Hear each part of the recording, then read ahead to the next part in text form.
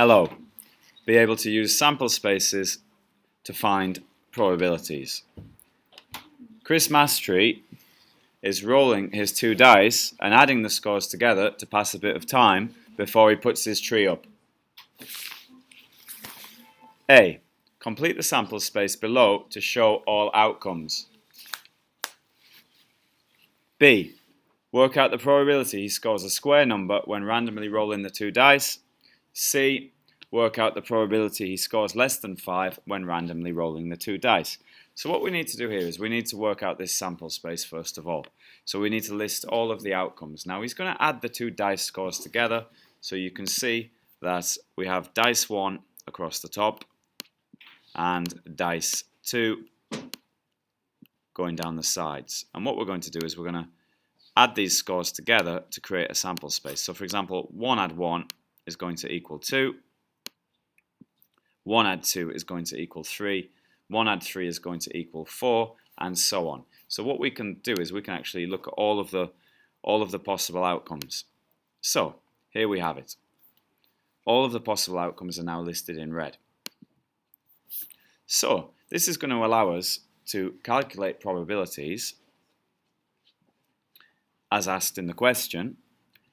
We need to work out the probability that he scores a square number. Now I'm going to look at all of the square numbers here. Remember, your square numbers are 1 squared is 1, 2 squared is 4, 3 squared is 9, 4 squared is 16. There's no value as big as 16, so therefore we can discount 16, or at least not look for it.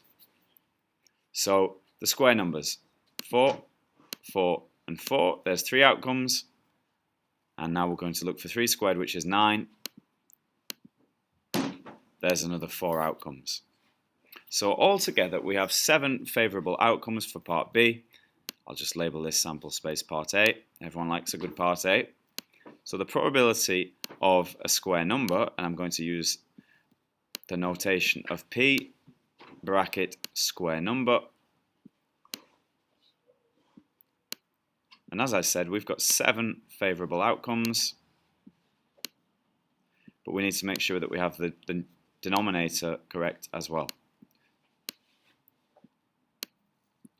So we look at the table and we see that it's 6 by 6, so there's 36 outcomes altogether. So the probability of a square number is 7 out of 36. Can we simplify it?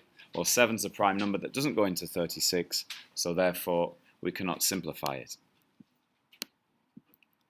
The probability of a number that is less than 5, and I'm going to notate that with n less than 5, and just be sure there that it does not include 5 because it is less than 5. Now I'm going to look at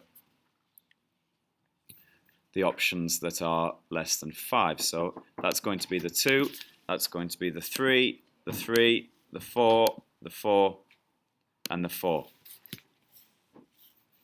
So altogether we have 1, 2, 3, 4, 5, 6 favourable outcomes, and it is 6 out of 36. Now this simplifies because 36 is a multiple of 6, and we can simplify this to 1/6.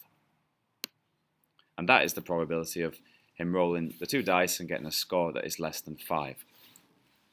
Hasta la pizza, arrivederci, so long, goodbye, we'll see you next time.